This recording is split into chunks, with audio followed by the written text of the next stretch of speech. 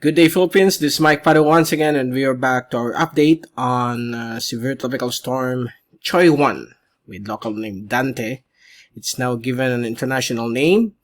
It's a Chinese word meaning colorful cloud. So it's contributed by Hong Kong of the Republic of China. So this is for today, Monday, May 31st, 2021, last day of May. And this English version is brought to you by Typhoon 2000. Let's proceed with our update. Here's now the latest animation from the University of Wisconsin CIMSS tropical cyclone page. As you can see here, the tropical depression yesterday has rapidly intensified into a tropical storm this morning, and it's now a severe tropical storm, but it's currently encountering some northeasterly upper level winds, which is hampering some future development, but we are going to observe this if it will continue to intensify. If not, it will be just a tropical storm passing over to the eastern coastal areas of Visayas and the Bicol region. The track has shifted more to the west. We are going to show you the track in a moment. And you can clearly see here the trough already affecting the island of Mindanao and portions of the Visayas, while Luzon continues to be hot, dry, with high heat index reaching from 40 to above 50 degrees centigrade. So don't forget to drink lots of fluids.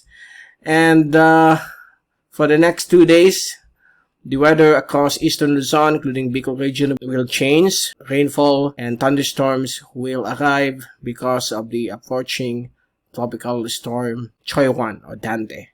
At the back of Choi-wan, we have another LPA, which is currently disorganized as of this time, but it could also reach tropical depression status. We are keeping an eye on this system as well, but computer models doesn't show this to become a powerful system. It might be just a tropical depression or even weakened into a low pressure area. And as we look at the windy.com zoom in satellite animation, you can clearly see here the cloudiness right now of the trough, bringing some heavy thunderstorms. And the system is somewhat exposed. The low level circulation is exposed more to the north, with more cloudiness to the west and south of the center. And if the upper level winds will not relax, the tropical storm will just remain below typhoon intensity. But for the next 2 days, it will move over decreasing upper level winds or wind shear. So there's a possibility that it will still intensify and could reach typhoon strength. Here's the latest upper level winds, or the wind shear affecting the storm. Right now, the storm is currently here, and the white arrows from the northeast, that's the upper level winds. It's currently around 35 kph. It's moderate upper level winds or vertical wind shear. So it is hampering development of this tropical storm. But nevertheless, when it reaches north of Bicol region, the upper level winds will start to weaken, thus the further development of this storm. We're going to observe this in the coming days, and we'll keep you updated on the intensity of this tropical system. This is the track that we created around 5 or 7 a.m. this morning, and the track shows the storm will move closer to the coastal areas of Samar by early morning on Wednesday, June 2, and will pass late afternoon to the east of Bicol region, more or less 50 or 100 kilometers to the east of Catanduanes. And we could expect some heavy rainfall brought about by the thunderstorms and winds of 30 to 60 kph beginning Wednesday, June 2 through early morning of June 3, Thursday. So the Bicol region will be affected by the heavy rainfall brought about by this system, as well as Samar provinces. As of now, we must focus on the cone of uncertainty, because any left or right shift of the track on this tropical storm will either bring deteriorating conditions across the Bicol region or improving conditions across this region. So watch out for the effects of this system beginning late tomorrow, Tuesday evening, through early morning, Thursday. So again, let's focus on the area of cone of uncertainty. Let's not focus on the track. Even though it's not expected to landfall, we still don't know after 2 days, because the track from today until tomorrow is with higher probability. But on late Wednesday through Friday, we still don't know if the track will move closer to the Bicol or make landfall over Bicol or move farther away.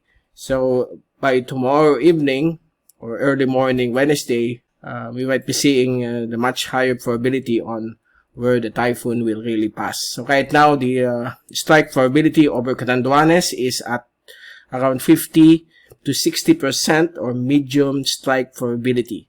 So please take all necessary precaution. We should be prepared on this upcoming tropical cyclone, since it will bring lots of rainfall, gust winds of not more than 60 kph, but if does intensify into a typhoon, it may reach winds of 75 to 100 kph along Eastern Bicol Region, particularly Partido District and Catanduanes.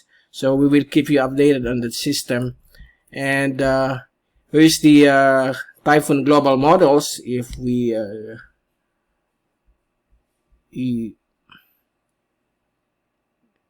show to you the extent of the various computer models, still large, okay, the disparity of the forecast tracks, and they are not yet agreeing with each other. The forecast of Typhoon 2000 as well as Pag-asa, Joint Typhoon Warning Center, Japan Meteorological Agency, is somewhere here, okay, over these areas. And here is the multi-model diagnostic comparison of the system based on the wind intensity. What will be the winds of this tropical cyclone? So for the next 48 hours, it is likely to remain as a tropical storm, or it could even reach typhoon intensity on Wednesday, June 2. So just keep in mind that the system is passing over high oceanic heat content, meaning if the system passes over that heat content, the storm will rapidly intensify and could reach a typhoon intensity. That's why this is crucial when it comes to the passage of this tropical storm. And it depends now on the offset between the oceanic heat content and the strong upper level winds. So let's wait and see and observe within the next 48 hours on what will be the final intensity of this system.